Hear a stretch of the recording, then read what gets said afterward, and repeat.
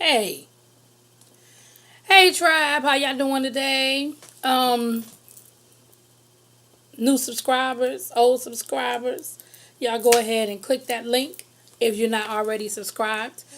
Excuse me, this is Love and Hip Hop Review, season 12, episode.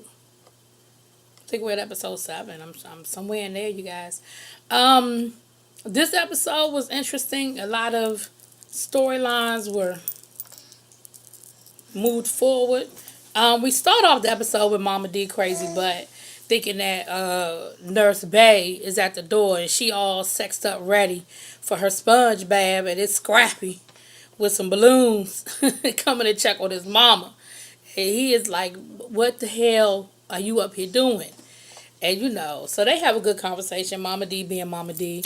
But Scrap goes, she tells Scrap about Ernest, and Scrap let her know, look, that ain't a good look. That's probably not what you need to do.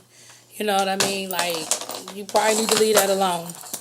Then we have then Scrap tells Mama D that the Bam is pregnant. But that they want to keep it on the low, and they don't really want a whole lot of people to know because she's had some complications in the past. So they want to kind of just, take things kind of slow. Of course, Mama D is like, I won't tell anybody. And she was probably on the phone 5 minutes after he left. But anyway, so then we caught over to Tokyo Vanity, my girl. I love Tokyo, y'all. I just love her. And I love her because she stands in her shit. You know what I'm saying? She was talking about how she set up her party. And yeah, she sprinkled a little petty into the party. But it is what it is. And sometimes you just got to be a little petty. And so we meet this blue character that we've been hearing about for the last 3 episodes. We finally get to meet him, although he was in a couple of other episodes. His storyline hadn't unfolded yet, so we didn't know he was. And come to find out, all of them are linked up. Him, Keely, him, Tobias, Tokyo. He used to be Tobias' manager and some other things, so they have a real good relationship. And he was like, look, I'm in town, but I'm here to really try to get things resolved with Keely so I can see my child. Like, it's just a problem. He was like, the child support ain't an issue, it's the visitation. And let me say this. I know a lot of this is for the storyline, but at the end of the day, I know people are hesitant about the court system, and I know it's not always perfect. But she can't keep you from your child. Like, all this, she won't let me see my child, that's bullshit. You get a lawyer, you take her ass to court. Especially if you are paying your bills. Especially if you are paying, I shouldn't say your bills, you're paying your child support. Especially if you're paying your child support. Even if you were behind on your child support, she can't stop you from seeing your child. But certainly if you are current. So I know a lot of it is for the storyline, but on the real, men, one thing I can't stand to see is a man who's really trying to be a part of his child's life, and the mother is on some old mess. You know what I'm saying? And so if you really, really are trying to be there for your child, and you're really trying to be a part of your child's life, she can't stop you. And if you got to get the courts involved, you just got to get the courts involved. Like, at the end of the day, sometimes you just got to do what you got to do. But anyway, that's my PSA. Moving on. So then we see Bocce confront Keely. Now, both y'all are stupid. Let's just be real. Both y'all are stupid. There's nowhere in the world that I'm going to be in a relationship for 3 years with a man. Because, again, I can see if they'd only been dating a couple of months. But they talking like they've been together for like 2 or 3 years. It's ridiculous that I don't know who the mother of your child is. And it's ridiculous that you haven't told me. Her defense is, yeah, I never told him, but he never asked. And, of course, his thing was, well, if she wasn't trying to tell me, I wasn't trying to pry. That's just dumb. That just lets me know the state of y'all relationship ain't nothing anyway. Which, of course, we find out later on that Bocce got a whole nother girlfriend. So that just let me know that it really ain't nothing there with your situation. So anyway, then we see Scrap hanging out with the fellas. Now, Scrap just got finished telling Mama D he didn't want nobody to know about Bam being pregnant. And he tell the fellas. He tell Jock. He tell Stevie J, talking about, well, they not going to tell nobody. Okay. In all reality, Dudes don't talk like females talk, so they may not tell like anybody important or whatever. But of course, they're gonna talk amongst themselves. They're gonna probably tell Kurt and whatever else, and the word is gonna spread. So if your objection was to not let anybody know, telling more people is probably not gonna be the answer. Anyway, but they out there playing golf like they know what they doing, y'all. Y'all know they don't know what they doing. So then we see, oh, I'm sorry, I never finished with the whole Keely Bocce thing. So they get into a big argument, of course, and he tells her not to come to Tokyo Vanity's party. Which, of course, number one, the surefire way to get somebody like Keely to do something is to tell them not to do it.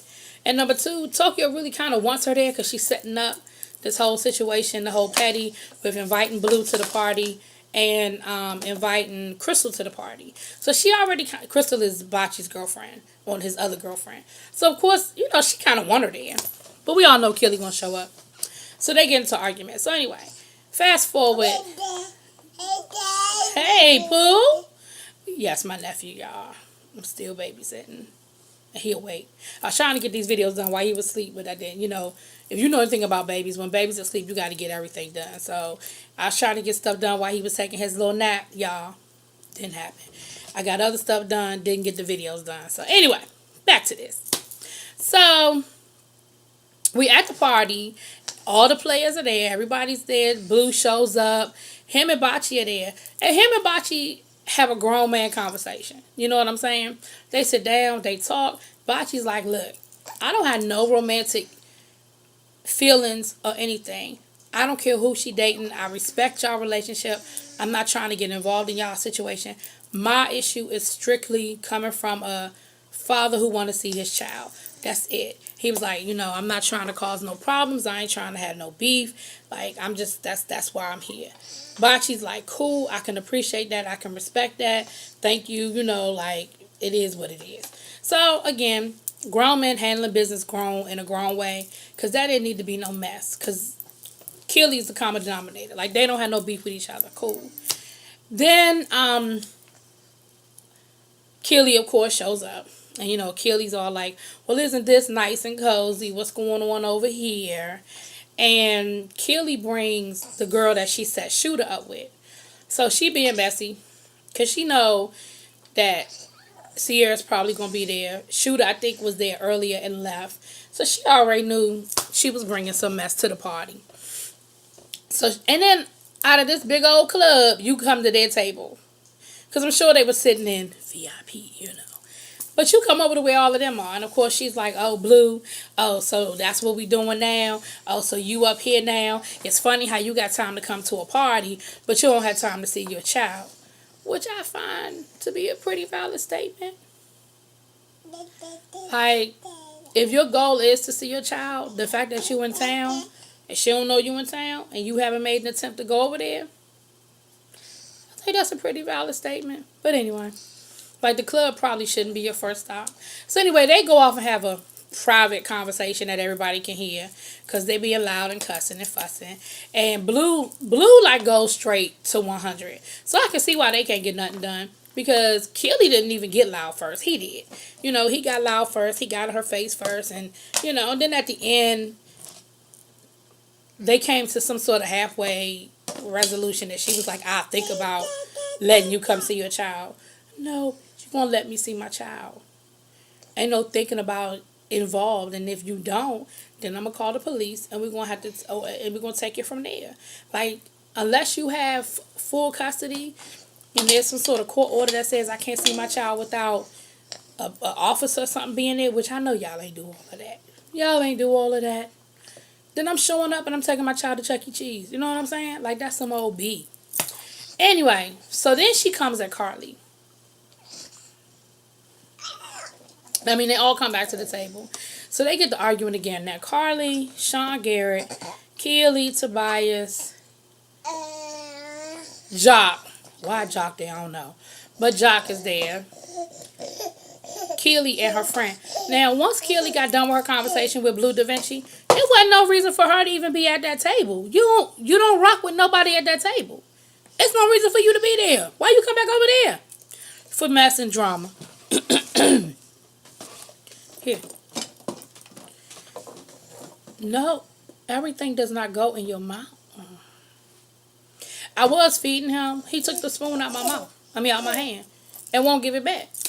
So he must be done eating. I don't know. Anyway, so then who walks in the door but Sierra and Crystal? Well, y'all already know Sierra's on her petty. And Crystal walks in. That's Bocce's girlfriend. So she introduces everybody at the table to Bocce's girlfriend, Crystal. So, of course, Keely is sitting there like, last I checked, I was Bocce's girlfriend, but okay, there's a problem here. So, before you know, so when I think Keely introduced her to whoever the other chick was that she introduced her as Shooter's girlfriend. So Sierra was like, that's Shooter's girlfriend for real? She took that darn purse and flipped it, knocked Keely in the head, and in the words of Alexander Rogers, it was a skirmish. It was a skirmish. And I ain't seen nothing but hair. I saw Sean Garrett trying to hold Carly back. I saw hair all over the place. It was a lot. It was a lot. And Jock stupid. Jock dumb. Jock talking about something. She took her purse from the East Coast to the West Coast. Then he started talking about Sean being on the floor. He funny. He was hilarious. So anyway, and then Bocce puts everybody out. So there's the big fight that we've been waiting for, that we knew was coming, right? Aftermath of the fight. Because that was pretty much the end of that. Aftermath of the fight, Sean Garrett goes to visit Carly. And Sean is like, look, I'm too old for this shit. Like, and Carly was like, well, what was I supposed to do? That was my homegirl. He was like, what are you talking about? Like, are you 10? And I agree with him. Like, are you 10 because she fighting, you gotta jump in the fight? Like, come on now. Like, grow up. Grow up. And I agree. And again, I didn't really feel no big chemistry with them, no way. So I think that was just a storyline. I don't really think they was doing no whole lot of dating. But anyway, the fellas at the pool room talking about the fight and everything. Shooter's there. Shooter's like, look, I was there earlier. I ain't think it was no problems. They asked Bocce, yo, but is that your girl? Bocce like, yeah. So come to find out, this is legit. Bocce really dating this other chick. Then we got the girls talking at Sierra's shop. Excuse me, they're talking at Sierra's shop. And we get to hear a little bit more about Crystal. And basically, the situation with Crystal and Bocce is they got this on-again, off-again relationship that they do. And they were off when he met up with Keely. Then they got back on. So then it was the Keely Crystal shuffle. You know what I'm saying? So that was interesting. And, of course, that's going to have to play itself out. There's going to be probably a few more fights behind that one, you know.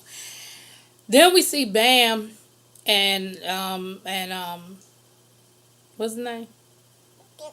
Y'all know who I'm talking about. Bam husband. Scrappy. Ooh, why I couldn't think Scrappy's name. So we see Bam and Scrappy. They in the car. She on her way to dinner with Mama D. And he has to basically admit to her, yeah, I done told Mama D and the fellas about the baby. And Bam's like, what the like, I thought we was trying to keep this on the DL, you know, I've had some issues and I'm really not trying to be stressed out. I'm really not trying to have no whole lot of problems, you know what I'm saying? And she was like, yeah, but, Scrap was like, yeah, but, my Dukes ain't going to tell nobody and, the fella's going to keep it on the low. And, Bam is like, first of all, your mama going to tell everybody. Like, let's not start there. Second of all, why do the fellas need to know? Like, if we said we were going to do it, we were going to do it. So, the Bam is still the Bam. She's still keeping it real. Like, look, I ain't got time for the mess. So, she ends up going to dinner with Mama D. And it's Mama D done invited Waka Flocka's wife. Why I can't think of these people's names right now. Kirk's Rashida's there. And I want to say it was one more person there. I can't remember off the top of my head. But it's a table full of women. And Mama D gives Bam a gift bag full of like onesies and stuff. So of course Bam is like, well, since Mama D done let the hat out the bag, let me go ahead and let y'all know that I'm pregnant. And of course everybody's happy and stuff. And then go Mama D. See, I ain't tell it, she told it. But you made her. Like you put her in a situation where she had to explain why is Mama D giving me a bag full of onesies? Like, why? Now you dropped it on the floor.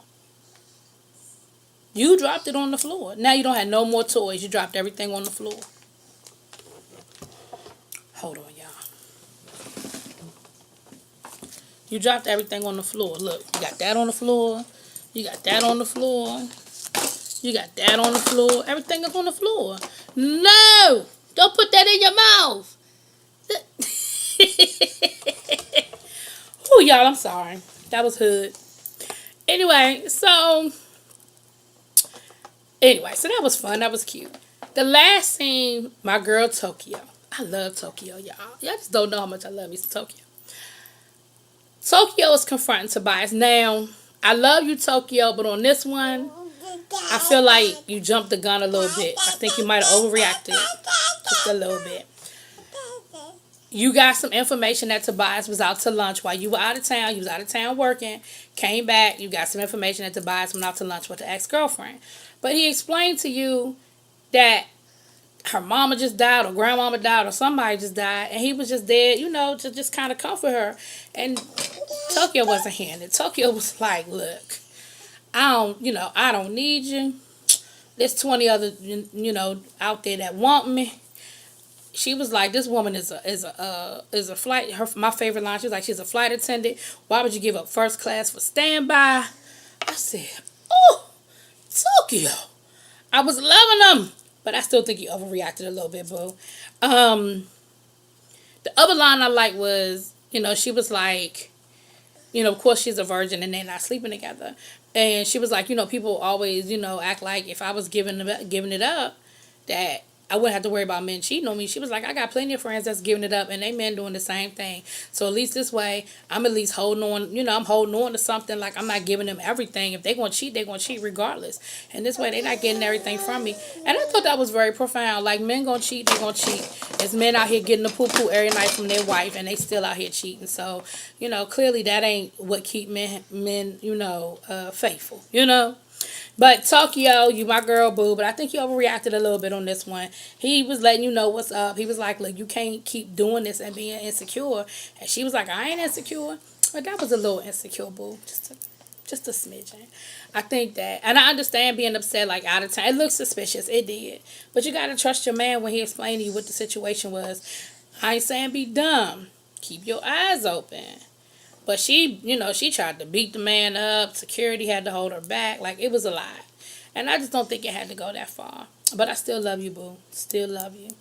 All right, y'all. That's it. Drop it in them comments. Tell me what you think. Peace. You want to say bye? You want to say bye? You going to say bye? Do you want to say bye, boy? Trey said bye. Trey said bye. That's that spoon he won't let me get back. That he keeping. He won't let me have the spoon back, y'all. Say bye.